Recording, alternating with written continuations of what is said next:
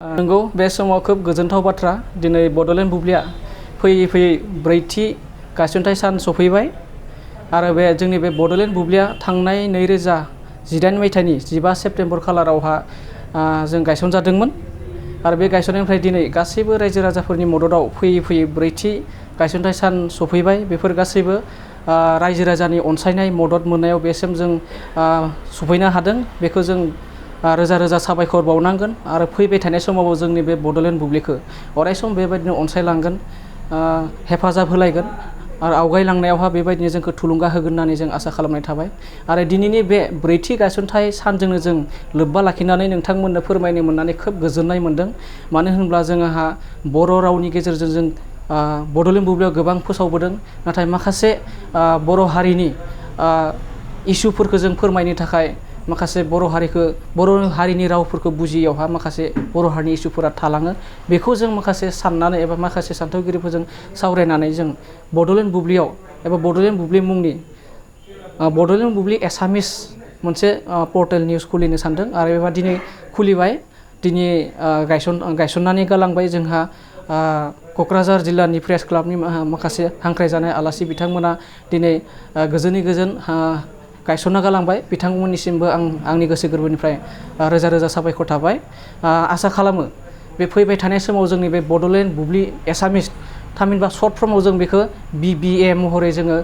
गाबोननिफ्राय जों बेखौ बेयावहा एसामिसजों जों फोसावनाय जागोन बेयावहा बर' रावखौ फोसावनाय जाया मानो होनब्ला जोंहा बड'लेण्ड बुब्लि होननाय जोंहा बर' रावजों बर' बिजोंजों फोसावनाय दंखायो स' जोङो माखासे इसुफोरखौ जोङो माखासे गोजौसिम दैथायहरनाय बा मिथिहोनो थाखाय जों बड'लेण्ड बुब्लि एसामिस थामहिनबा BBA खौरां बिजोंखौ जों दिनै लन्च खालामबाय जों गाबोननिफ्राय बेयावहा अरायसम जोङो एसामिस रावजों जों खौरां बिजों खौरां फोसावगोन आसा खालामो बड'लेण्ड बुब्लि जोंनि बर' बिजोंजों फोसावबोनाय खौरांखौ जाबायदि रायजो राजाफोरा अनसायबोदों जौगानायाव हेफाजाब होबोदों थिग बेबायदिनो बड'लेण्ड बुब्लि एसामिस खौरां बिजोंखौबो अनसायना लागोन आरो जोंनि बे बड'लेण्ड बुब्लि एसामिसखौ जौगानायाव हेफाजाब होगोन होननानै आं आर'ज खालामबाय जोबथायाव बयनिसिमबो रायजो राजानिसिम आं खुलुमनाय थाबाय गोजोन्थों गिबियावनो गासैखौबो नैबे समाव गाहाम हामलायनायखौ जासिबाय सोब गोजोननायजों फोरमायनो नागिरो जे बड'लेण्ड बुब्लिया फैयै फैयै दिनै ब्रैथि जे बोसोर थामहिनबा थामथि बोसोरखौ जों बारग'नानै ब्रैथि बोसोर बेवहाय जोङो सेलेब्रेसन थामहिनबा गायसनथाय सानखौ जों फालिखांबाय आरो बेवहाय रायजो राजा बिथांमोननि जोबोदनो जोंजों थुलुंगानाय बिथांमोना दङ रायजो राजानि नाजानायावसो जों दिनै बड'लेण्ड बुब्लिया बेसिमहालागै जों मोनफैनो हादों बे जोबोदनो नोंथांमोनखौ जों बड'लेण्ड बुब्लिनिफ्राय साबायखरखौ जों बावहरो थांनाय 2018 मायथाइनि 15 सेप्तेम्बराव बड'लेण्ड बुब्लिखौ जोङो गायसननाय जादोंमोन आरो गायसननानै दिनै जों फैयै फैयै जे ब्रैथि बोसोराव जों आगान होबाय आरो बेयो गासैबो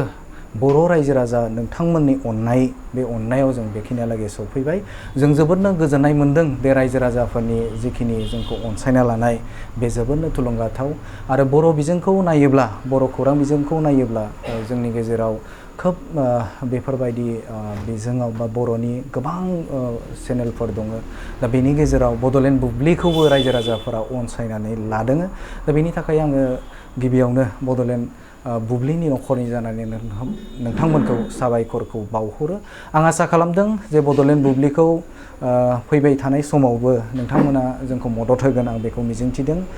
खोब गोजोनथाव बाथ्रा जोंनि गेजेराव बड'लेण्ड बुब्लि थामहिनबा जोङो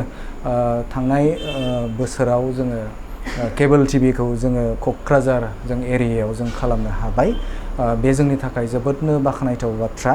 आरो क'क्राझारजों अनगायैबो जों गुबुन गुबुन जायगाफोरावबो जोङो केबोल टिभिखौ जों खालामनो थाखाय जों आखायाव लादों जों बेखौ हयथ' जों खम समनि गेजेरावनो बेखौ जों फोसावजागोन आरो लोगोसेनो आं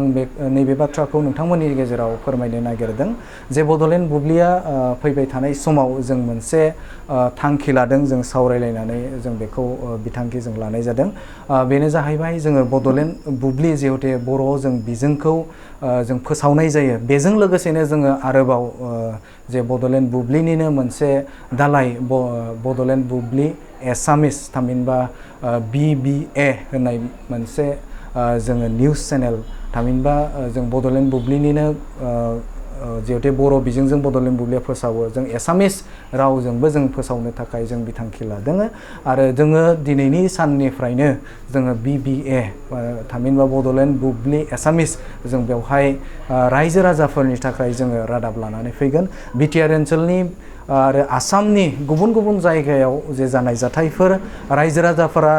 जे फोसावनाय रायजो राजाफोराव जानाय जेंनाफोर बे जेंनाफोरखौ जोङो रायजो राजानि गेजेराव जों लाबोनो थाखाय जों नाजागोन जेसेबां हायो उदां आरो सैथो खौरांखौ जों सिगाङाव दोननानै बैफोर आयदाफोरखौ बैफोर जोङो जानाय जे खना खनलायाव जानाय जेंनाफोरखौ नोंथांमोननि गेजेराव जों लाबोनो थाखाय बड'लेण्ड बुब्लिया जेब्लाबो थियारि दा बेखायनो आं खावलायगोन जे गोदानै खुलिनो लानाय जे BBA बड'लेण्ड बुब्लि एसामिस चेनेल बेखौबो नोंथांमोनखौ गासैखौबो रायजो राजा नोंथांमोनखौ अनसायनो थाखाय आं बड'लेण्ड बुब्लि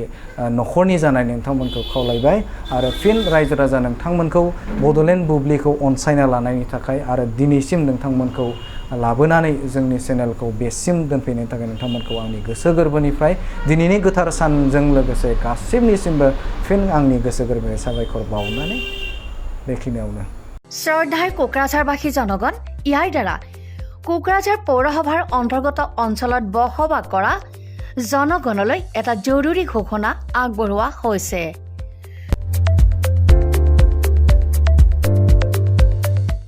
কোকৰাঝাৰ পৌৰসভাৰ অধীনত প্ৰপাৰ্টি বা হোল্ডিং টেক্সৰ সেল্ফ এছেছমেণ্ট আৰু ৰি এছেছমেণ্টৰ কাম পূৰ্ণ গতিত চলি আছে যি সকলে এতিয়াও সেল্ফ এছেছমেণ্ট বা ৰি এছেছমেণ্টৰ কামবোৰ সম্পূৰ্ণ কৰা নাই তেওঁলোকলৈ আমাৰ বিনম্ৰ অনুৰোধ আপোনালোকে অতি সোনকালে অনলাইন যোগে সেল্ফ এছেছমেণ্ট আৰু ৰি এছেছমেণ্টৰ কামসমূহ সমাধান কৰি লওক তাৰ বাবে আপোনালোকে অনলাইন যোগে প্লে ষ্টৰলৈ গৈ আসাম প্ৰপাৰ্টি টেক্স এপছটো ডাউনলোড কৰি এই এপছৰ দ্বাৰাই আপোনালোকৰ আধৰুৱা কামবোৰ সম্পূৰ্ণ কৰি ল'ব পাৰিব নতুবা play.google.com/store/apps/ৱেবছাইটৰ জৰিয়তেও আপোনালোকে আপোনালোকৰ কামসমূহ সমাধান কৰিব পাৰিব যদিহে আপোনাৰ অনলাইন যোগে আধৰুৱা কামবোৰ কৰিবলৈ অসুবিধা পাইছে তেতিয়াহ'লে আপোনালোকে কোকৰাঝাৰ পৌৰসভাৰ কাৰ্যালয়লৈ গৈ ৱাৰ্ড কমিছনাৰৰ পৰা প্ৰয়োজনীয় আবেদন পত্ৰ অৰ্থাৎ ফৰ্মসমূহ সোনকালে সংগ্ৰহ কৰি লওক বিতংকৈ জানিবলৈ কোকৰাঝাৰ পৌৰসভা কৰ্তৃপক্ষৰ সৈতেও যোগাযোগ কৰিব পাৰিব ইতিমধ্যে আপোনালোকৰ সহায়ৰ বাবে মেগা কেম্প কাৰ্যসূচী অনুষ্ঠিত কৰি থকা হৈছে ধন্যবাদ